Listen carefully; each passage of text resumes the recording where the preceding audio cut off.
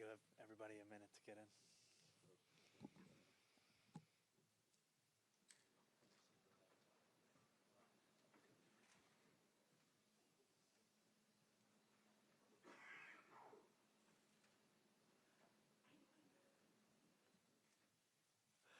All right. Good morning, New York City. This is the calm before the storm.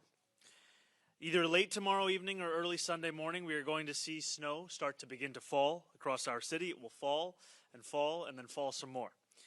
And the forecasts don't always get it right, but what is being predicted right now, whether it's a foot of snow or even a little bit more, would be one of the biggest snowfalls that our city has seen in years. We haven't seen a foot of snowfall in quick succession since nearly 5 years ago. This weekend is going to be cold, it is going to be windy, and above all else, it is going to be a weekend where your city is prepared. Across every single level of government, we are working together to ensure that our streets are being kept clear, that New Yorkers are safeguarded, and that the most vulnerable among us are being connected with shelter. At 6 a.m. this morning, the sanitation department began brining our highways and major roadways. And for those unfamiliar, brining is a process where a salt and water solution is sprayed, making it much harder for snow to stick and for ice to form.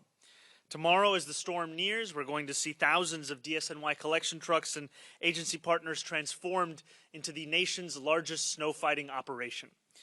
This is an operation that I trust with every ounce of my being in being the ones that will deliver us the exact kind of city response we need to see this weekend. We are going to see more than 2,000 of those sanitation workers begin 12-hour shifts starting tomorrow evening. They will salt as soon as we see the first snowflakes hit the ground with 700 salt spreaders, and then as soon as we see 2 inches of snow accumulate, we're going to see 2,200 plows activate across the city. That, by the way, is likely to occur Sunday morning. And all of this is going to be overseen internally by DSNY's Blade Runner 2.0 system, which monitors plowing and salting in real time to ensure that every community, every neighborhood, every part of New York City will be met with the services of this city government. Now, this is a storm that will also bring with it significant amounts of precipitation. It will carry a cold front as well. And that is why we have enacted a code blue now in effect, which has been in effect since last night. This means that homeless services outreach workers have been and will continue to canvass the 5 boroughs so that we are connecting homeless New Yorkers with shelter and bringing them out of the cold. DHS is going to be bypassing the intake operation procedures just to ensure that we are getting people into these shelters as quickly as possible. No one is going to be denied across the city. And finally, while we are still waiting to make a final decision on whether school will be in person or virtual, we will communicate that decision to families by noon on Sunday. That is going to be a decision between in-person learning and remote learning. I have to apologize to the students that were hoping for a different answer. For a traditional snow day, that will not be the case. We will also be canceling PSAL activities on Sunday. Throughout every step of this storm, city government is going to communicate directly to you as New Yorkers. I encourage every New Yorker to join the more than 1 million who have already signed up for Notify NYC. You can do that by texting Notify NYC to 692-692. We will be sending you texts, updates, and alerts, and we will also regularly brief New Yorkers over the course of this weekend. And finally, I want to encourage New Yorkers to do their parts to stay safe this weekend. That is why we are issuing a hazardous travel advisory for Sunday and for Monday. So if you need groceries, if you need a new winter coat, if you need anything, frankly, that you are thinking about for this weekend, today is the day to make that trip. Because once the snow begins to fall, I want to encourage New Yorkers to do something that we don't often have the luxury of doing, which is to take a breath and stay home. Stay indoors, stay off the roads, watch the snow come down, watch the worst possible reality TV show you can find, and take some time away from the roads. Because while this is going to be a big storm, these are the kinds of challenges that New Yorkers and the hardworking men and women of New York City government overcome all the time. And it's a moment that this city is prepared to meet. So I ask once again to stay out of the elements and to know that the people alongside me and the hardworking men and women who are already hard at work across the city will be the ones to ensure that this is a storm that meets its match in the city. Thank you, and I'm now going to pass it over to our MTA CEO, Jenna Lieber. Thank you, Mayor, and I know some of us who dread reality TV are glad to know there's also football if it comes to that. But thank you for your leadership. And I've been in touch with Governor Hochul this morning. She's declared a statewide state of emergency. Obviously, the principal impacts of this pending storm are likely to be downstate, but she asked me to underscore the MTA will be operational this weekend. Obviously, we have detailed plans in place for storms like this to protect the network, to protect our riders, and to protect our employees. We pre-position a ton of equipment and personnel. I want to thank our workforce in advance. I know there are many city agencies that are going to be working 24/7, but the MTA workforce is always standing by and ready to deliver. We have 220 miles of subway that is out of doors. I won't specify the lines. New Yorkers know what they are. We'll be focused on making sure that those continue to be operational with our snow fighting trains, with the de-icing systems. We'll have tow trucks ready for wherever they are needed. And the same goes for the commuter railroads. So, but in any case, the bus network is ready to pick up the slack, as it always does in these situations. In these major storms, we have 35 snow fighting vehicles that can rapidly clear block streets, and all the buses will be fitted with trains. Articulated buses, those longer buses, will be taken out of service for safety reasons, but otherwise the entire bus fleet will be in action. Bridges and tunnels. We've got over 9,000 tons of roadway de-icer and over 100 pieces of equipment at the ready. The bottom line, New Yorkers, is this ain't our first rodeo at the MTA. We have handled big storms. New Yorkers have handled big storms, and we're ready to do this again this weekend. The mayor mentioned all the New York City apps and alerts to stay in touch with. We also have the same with the MTA.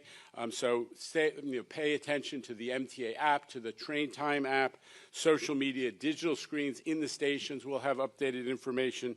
And we have an MTA service alert system, which can send you real-time personalized info. Get on the MTA website, sign up for that, so you'll know how your part of the MTA system is working as we go through this storm. Thank you, Mayor, and thank you, Governor, for your leadership as well. Thank you, and I'm now going to call up Chancellor Kamar Samuels. All right. What an exciting first month on the job. But even though this is a new role for me, as a teacher, principal, superintendent, it was always my delight to make sure we were making the best decisions on behalf of our young people. And this is no different. Over the past several days, teams across our system and city agencies have been working around the clock to monitor the weather, assess our options, and plan for every possible scenario. By the latest, noon on Sunday afternoon, we will announce whether schools will be, yes, either pivoting to remote or open for instruction. In either case, learning will continue in an environment the city deems safe. We know that families need timely, clear information to plan their schedules, and we are committed to getting you those updates as quickly as possible. As a teacher, principal, superintendent, and now chancellor, I've seen many, many corners of this extraordinary system. I want personally to thank educators, custodian teams, food service workers, nurses, support staff, bus drivers, superintendents, and so many other of our hard-working, dedicated staff each day. Please note that these decisions are managed with great care and attention to detail, with our families' safety as a top priority. In the meantime, we encourage all our families, yes, to use Notify NYC, as well as look out for gamma messages from New York City Public Schools. Now, I do want to announce a follow-up to the mayor that PSAL activities are canceled for Sunday. We also have other extended use permits that will be canceled for Sunday, as well as any Sunday academies. So I want to thank you all for your timely responses and encouragement, and say we are ready for whatever eventuality there is.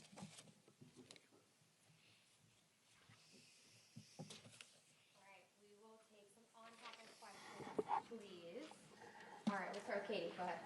Oh, hi, Mayor Mamdani. Hey, how's it going, Katie? And for the Chancellor, the last time that schools went full remote, it was a disaster, for lack of a better term. I've spoken to parents and teachers. The only guidance they've received is bring your devices home and we'll let you know by noon Sunday what's going to happen. What have you and the city schools done to prepare both students, teachers, and administrators to ensure that Monday isn't a disaster with a successful remote school day? I think the first thing is preparing in advance, and I think one of the issues that many students, teachers, and parents faced last time around was the inability for the system to handle the amount of people who were logging on all at once. And so I've been heartened by the work that our incredible Chancellor and all those of the DOE have done to stress test the system in advance. So yes, on Sunday by 12 p.m. we will let parents, teachers, and students know whether the day will be in person or remote, but we are preparing for the possibility of remote such that we do not repeat those mistakes of the past. Chancellor, if you want to add anything. Yeah. So I was a superintendent when the day you're talking about, that day will live in infamy. I will say that very clearly, I want to say very clearly, we have prepared in numerous ways for what might be a pivot to remote for next week.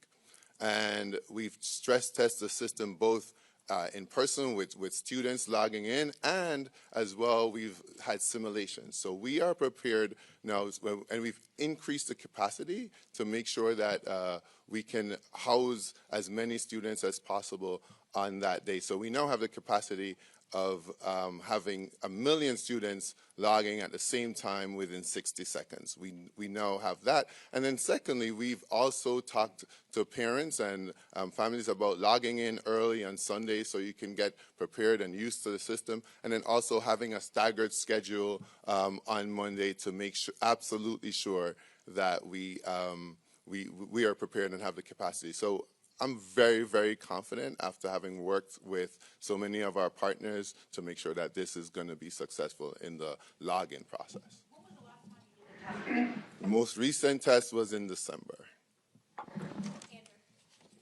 Question about the weather for both the mayor and maybe Commissioner Isbell can weigh in on this as well. What concerns you the most about this storm now that we've seen there is sleet, possibly freezing rain, icing, and extreme cold involved in it? What are you most worried about when it comes to this storm? I think the thing that would worry me is if we find New Yorkers going about their lives as if there was no storm. And we want to encourage everyone to stay home. We want to encourage everyone that if there's a trip you need to take, if there's a person you need to see, do that today, do that tomorrow. But on Sunday, that is a day that we encourage everyone to stay home. Now, we are preparing for a range of potential snowfall, right? We're seeing the estimates now around 8 to 9 inches, let's say at the very least. It climbs up to potentially about a foot, if not a little bit more. What heartens me, frankly, is that in the work and in the meetings that I've been having with the incredible leadership that we have here is the knowledge of what the hardworking men and women of city government are already doing. So I'll give you this example. Brining the highways and major roadways. That's not just critical in preparing for the storm, but also in ensuring that once the storm has passed, that we can return back to the city as it was. This is when we're talking about the salting of the streets, when we're talking about the snowplow. I mean, the city has procured 700 million pounds of salt in advance of this storm to be prepared for this. So I feel quite confident in the abilities of those around me and in those who work for this city. And frankly, I'm thankful for their work, because what we're talking about is work that began at 6 a.m. today. What we're talking about is work that's going to be 12-hour shifts. It's going to be round the clock from a number of different agencies. But Commissioner, I don't know if you want to add anything. Sure. Yeah, thank you, Mr. Mayor. You know, as the mayor was saying, I think a big concern is what people do with their time on Sunday. You know, it's not only important for their safety that they stay home. It also enables our sanitation workers and crews to do their work clearing roads. It's also really important that if there are emergency crews that need to move around the city, that they can do that easily. And then I think the other thing that we are keeping our eye on, and I say this to somebody who's, it's my job to really be concerned about everything. But we're keeping a very, very close eye on the forecast Sunday night to see how that develops. And we're still a little bit early out. But as the mayor said, you know, it is really remarkable the amount of work that these city agencies do and these city workers going into an event like this days in advance. You think about all of the sanitation crews, folks from Department of Transportation, NYPD, FDNY. It really is remarkable. I think the big thing is we really need New Yorkers to do their part as well, and then watching that forecast overnight Sunday and seeing how that develops. Thank you. Yeah, Matt. For Jano, does the one on the railroad? Sorry. Sorry. Jenna had to leave. Yeah. All right. Yeah, Chris, go ahead. Mayor Bond, Congrats on the new position.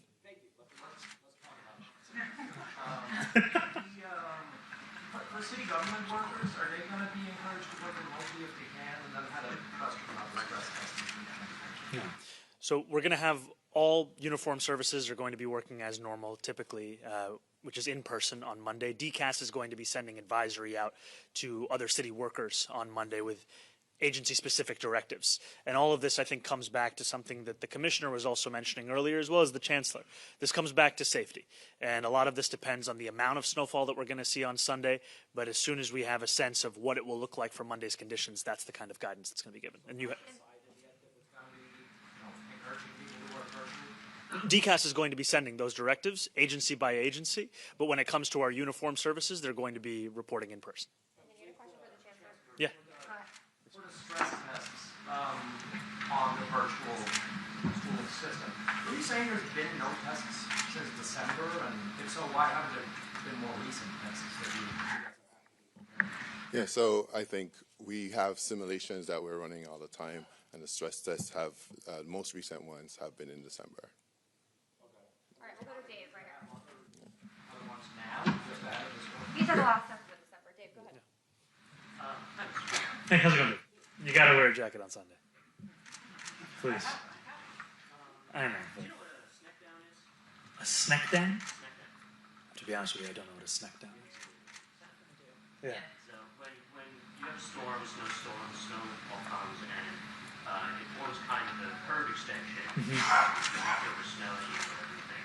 And a lot of people say this is an opportunity to, when you see these, to say, I know where you're going. how much space we're wasting, not extending curves, things like that. And obviously there's a lot to do while storm's happening and before the storm happens. But once it's done, is it something you're going to maybe send people around, look at it, and go, these are places we can curve extensions, these are places where we can take back pieces of the street? Well, I think that this is something now for us to follow up on. I think it is.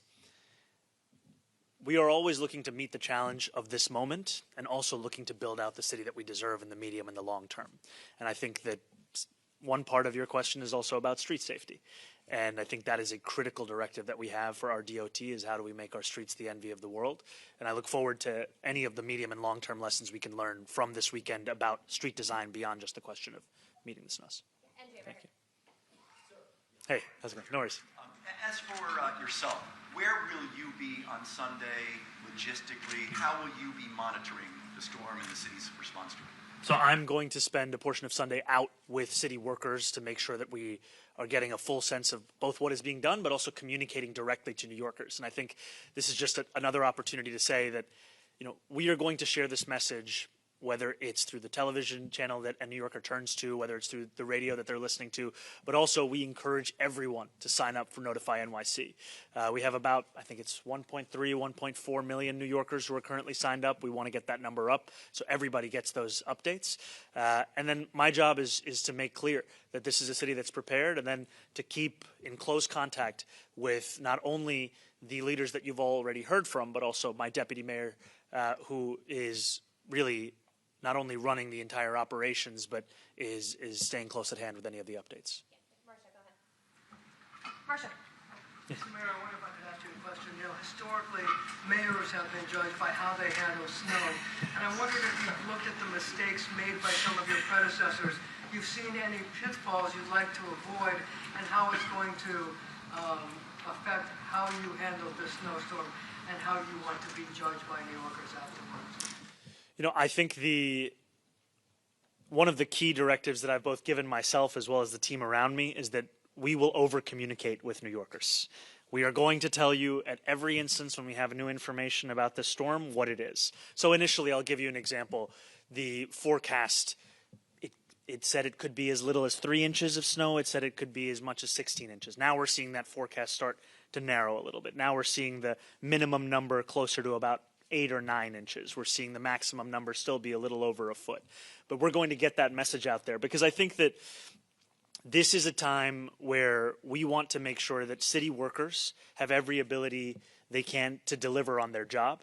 And what makes it easier for them to do their job is the more New Yorkers that stay home.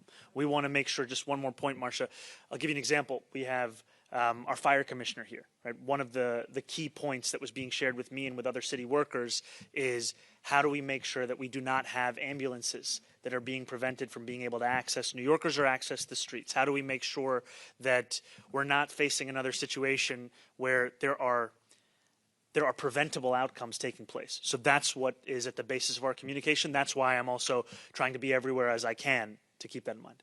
The follow-up question I have is this: in the past, since I've covered Snowstorm since the dinosaurs roamed the earth, there have been instances where ambulances couldn't get through, buses couldn't get through, streets were not plowed, so that some streets, like for example under de Blasio, some streets were plowed to the tar, and then other places didn't get plowed at all. So do you have a plan to make sure that there's equal plowing in all 5 boroughs so that no community can say, you missed us? Yes.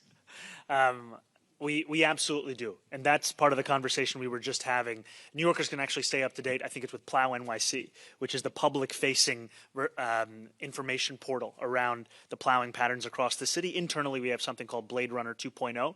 And this is to ensure that no New Yorker is made to feel that depending on the zip code or their neighborhood, they're going to receive a different level of service. You're going to receive the same level of service across the city.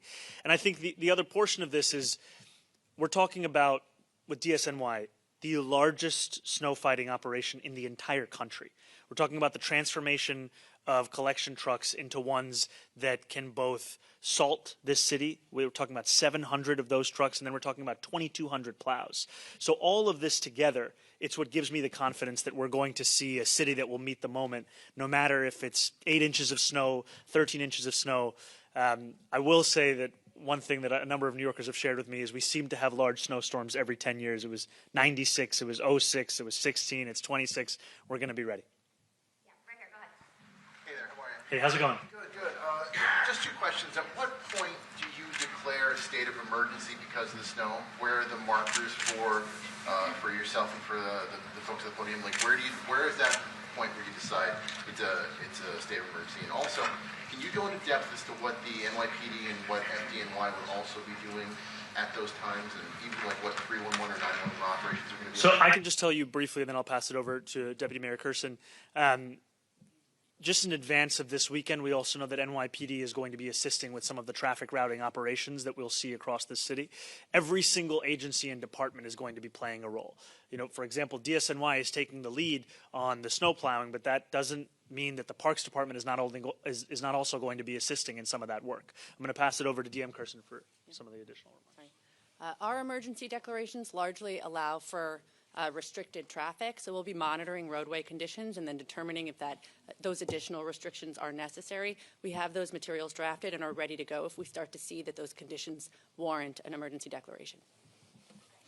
Kelly right here and then Timmy, go ahead. Hi, Mr. Mayor, over here. Hey, hi, Kelly. Good.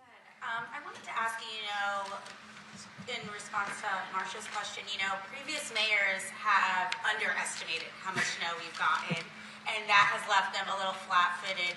Do you have a plan for, if we get more than 1 foot or significantly more, do you have, I guess, teams that will be ready to go on top of whatever you have going on right now? Yes, and I can tell you that right now we are preparing for every possible outcome. Right? Just because we might want to see 8 inches of snow does not mean we're not preparing for 16 inches of snow.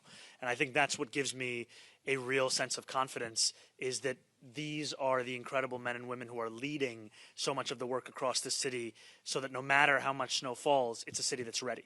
And I think the other part of this is just to explain, part of the reason why we're not making a determination until Sunday at 12 p.m. about whether school on Monday will be in person or remote is precisely because of the range in forecast. We take it very seriously when we call for a remote school day because we know that it has an impact on parents' lives. So we want to both be respectful of their lives and give them enough time to make the plans if necessary for a change in Monday. Yeah, we'll go Timmy and then Liz. I had a question about the remote learning. Obviously, I can see the argument for not wanting to cancel school that creates the need for childcare for thousands of kids. But if the kids are already at home, what is the benefit of forcing them to be on the laptop, requiring parents to oversee them, and keeping them engaged as opposed to enjoying life's rare joys? I'm not going to contend that a snow day is not one of life's rare joys. I will tell you that growing up in the city was one of my favorite memories. To be very clear and direct with New Yorkers, we are also bound by state law that requires 180 days of instruction. And as previous administrations have added additional holidays into the school calendar, it leaves our school calendar without any flexibility for the potential of a lack of an educational day. So if it is too much snow to call for students and educators to come to school, that's what also pushes us to require remote learning to take place from home. Liz, go ahead. Hi, Liz. How are you? I wanted to follow up on that question. Please. What is your opinion of remote learning? And were it not for the restrictions of the calendar, let's say you had the flexibility and you could have given kids a snow day, would you have? I guess I'm trying to ask, is it really the end of traditional snow days in New York, or can you see another time where, barring the calendar, the school calendar, you would be willing to grant kids a day off? I will not stand here and say that it's the end of anything. I will tell you that for Monday, however, these are the two options. And I think that there is, we will operate under the constraints as we have from the state, but we are also in the knowledge that those are constraints that could change at some point in the future. I'll add if the Chancellor wants to add anything. Well, you don't have to look too far to realize the mayor is a lot more fun than I am, right? And so, for me, I think it's very, very clear that, given the constraints that we have with the state, and given the new life and the new era that we're in, there are benefits to remote learning. And I might offer that folks might begin to think about this as reimagining what the snow day looks like. No one is asking kids to be on a device for 6 hours and 20 minutes, right? And so we have to be flexible in our approach. Some learning will be synchronous, some will be asynchronous.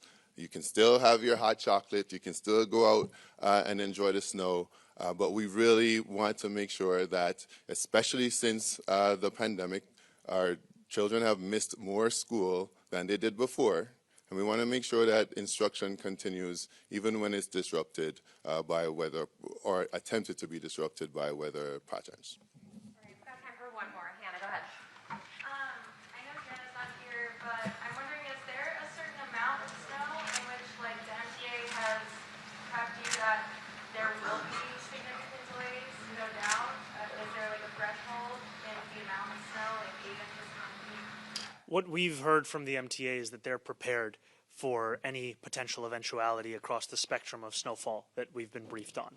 And I think that that is something that, whether it's the trains, whether it's the buses, we are talking about a system that can handle this and a system that is prepared.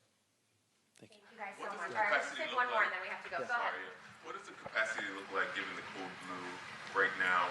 Is there enough space in shelters to safely house people who are going to be taken in from the cold? So what does that look like? Absolutely. There is enough capacity for homeless New Yorkers, and I want to say thank you to the city workers at our Department of Homeless Services who have been doing the work of actively canvassing homeless New Yorkers wherever they may be across New York City to get them into, whether it's single unit beds or stabilization beds.